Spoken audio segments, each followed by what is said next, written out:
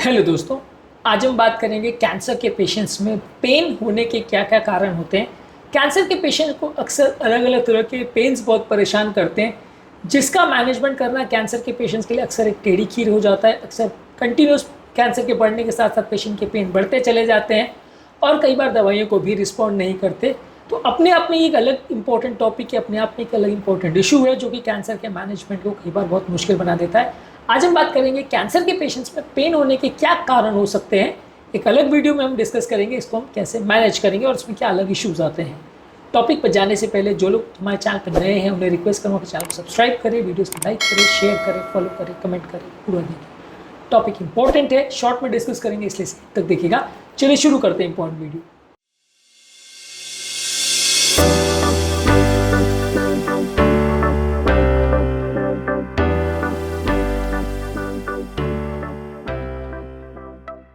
सबसे पहला पेन होने के क्या कारण हो सकते हैं। ज़्यादातर कैंसर अपने आप में पेनलेस होता है, वो यूजली पेन नहीं करता है। लेकिन जब कैंसर आसपास के किसी ऐसे अंग या ऐसे ऑर्गन को इन्वॉल्व करने लगता है जहाँ पे नर्व सप्लाई एक्चुअल में होती है तो वहाँ पेन हो सकता है। मान लीजिए कैंसर ने ग्रोथ की और किसी हड्डी में चला गया और हड्डी में नर्व्स है तो वहाँ पेन होना चालू हो जाएगा क्योंकि उस नर्व को डैमेज करेगा। मान लीजिए किसी ऐसे जगह पे किसी ऑर्गन में चला गया जहाँ पे नर्व्स है तो वहाँ पे डैमेज करेगा, इसकी वजह से पेन होगा। जब कैंसर फैलता है और जल्दी फैलता है, खासकर जो मेटास्टैटिक कैंसर होता है जो कि पूरे शरीर में फैल जाता है, वो अलग अलग जगह पे जहाँ ग्रोथ करना चालू करता है तो कहीं ना कहीं आसपास में जो भी नर्व फाइबर होगी वो पेन वहाँ पे कर सकता है। अब ये कॉमन एग्जांपल है कि कैंसर जहाँ पे पेन वहाँ पे हो ऐसा ज़रूरी नहीं है। मान लीजिए किसी को प्रोस्टेट का कैंसर है, किडनी का कैंसर, वो हड्डी में स्प्रेड हो गया तो पेन वहाँ पे होगा, या रीढ़ की हड्डी में दर्द होगा क्योंकि कैंसर जो मेटास्टेसिस हुआ है वहाँ पे बढ़ रहा है और वहाँ पे नर्व फाइबर है जो पेन कर रहा है। जबकि प्रोस्टेट में या किडनी में जो एक्चुअल कैंसर की जगह थी जहाँ से कैंसर ने ओरिजिनेट किया वहाँ कोई नर्व फाइबर नहीं था, इसलिए पेन नहीं हो रहा था। तो जहाँ पे भी कैंसर नर्व फाइबर को इरिटेट करेगा पेन वहीं पे होगा। ये ज़रूरी नहीं है कि वो पेन उस जगह पे हो जहाँ पे कैंसर एक्चुअल में था। तो यानी पेन के लोकेशन के हिसाब से आप ये नहीं बता सकते कि क्योंकि पेन पीठ का है तो कैंसर भी पीठ का है, या पेन क्योंकि गले में हो रहा है तो कैंसर भी गले का, ऐसा ज़रूरी नहीं है।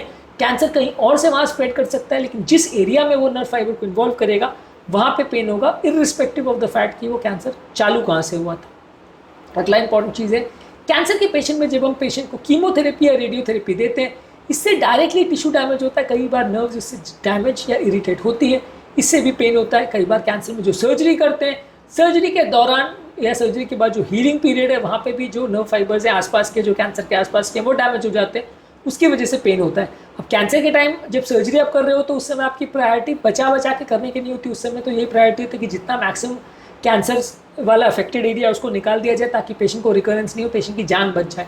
तो उस सर्जरी के दौरान जो कि काफ़ी रेडिकल होती है, कई चीज़ें डैमेज हो सकती हैं जिससे पेशेंट को लंबे समय तक पेन हो सकता है।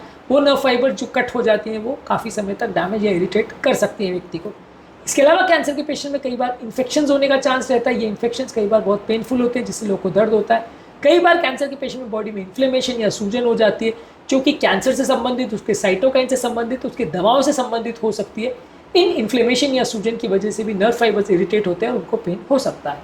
कई बार कैंसर वाले पेशेंट्स में कोई पर्टिकुलर एरिया जैसे डाइजेस्टिव ट्रैक्ट का वो ब्लॉक हो जाता है तो उस एरिया में पेन होता है। मान लीजिए अन्नली में कैंसर हुआ, उसने अन्नली को ब्लॉक कर दिया, वो एरिया फूलने लग गया, उसके पहले वाला एरिया खाना भरने की वजह से तो पेन चालू हो जाएगा।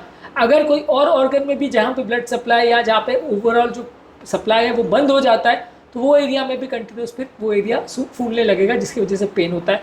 तो किसी भी जगह में जहाँ कैंसर स्प्रेड करता है वो एरिया को ब्लॉक कर देता है, वहाँ पे पेन हो सकता है। कैंसर का पेन को कई कैटेगरीज में डिवाइड कर सकते हैं, acute pain, chronic pain, neuropathic pain और ब्रेक थ्रू पेन पे। अक्यूट पेन यानी शॉर्ट टर्म ड्यूरेशन का पेन होता है किसी ट्रीटमेंट के दौरान या किसी प्रोसीजर के दौरान, तो इसमें थोड़े दिन के लिए, थोड़े टाइम के लिए पेशेंट को पेन होता है, फिर अपने आप ठीक हो जाता है। इसके अलावा क्रॉनिक पेन होता है जहाँ पेन कई समय तक चलता रहता है। नॉर्मल जब वो एरिया का हीलिंग होता है उससे भी ज़्यादा लंबे समय तक चलता रहता है, ज़्यादातर ट्यूमर के बढ़ने की वजह से या दवाओं या ट्रीटमेंट से रिलेटेड लॉन्ग टर्म अगर साइड इफेक्ट्स होते हैं तो उसकी वजह से पेन होता है जो कि कई दिनों तक चल सकता है। अक्यूट और क्रॉनिक में डिफ्रेंशिएट करने का तरीका ही ये कि अक्यूट पेन छोटे ड्यूरेशन में चलता है, क्रॉनिक पेन लंबे ड्यूरेशन चलता है।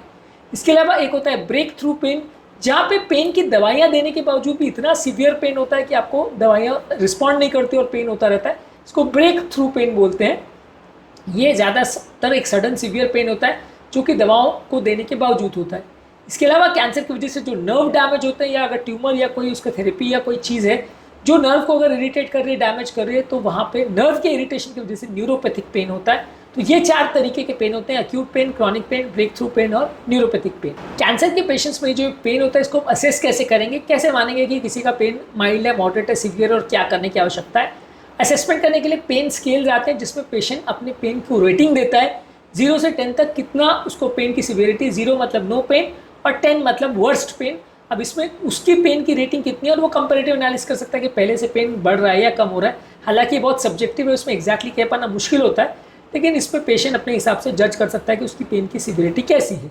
इसके अलावा हम ये असेस करते हैं कि पेशेंट का पेन कहाँ पे हो रहा है, उसकी क्या कैरेक्टरिस्टिक फीचर है, वो पेन शार्प है या डल है, जलन वाला है।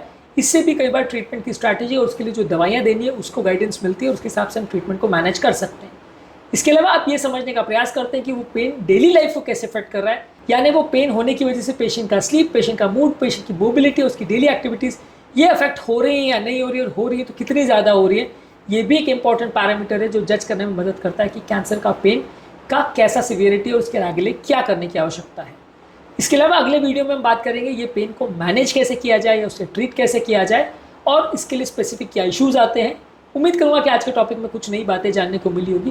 कैंसर के अलग अलग सिम्टम्स और उसके अलग अलग इश्यूज पर हमने ऑलरेडी काफ़ी सारे वीडियोस के, इन वीडियोस को जरूर चेकआउट करें। टॉपिक एंड करने से पहले जो लोग हमारे चैनल पर नए हैं उन्हें रिक्वेस्ट करूँगा कि चैनल को सब्सक्राइब करें, वीडियोस को लाइक करें, शेयर करें, फॉलो करें, कमेंट करें पूरा।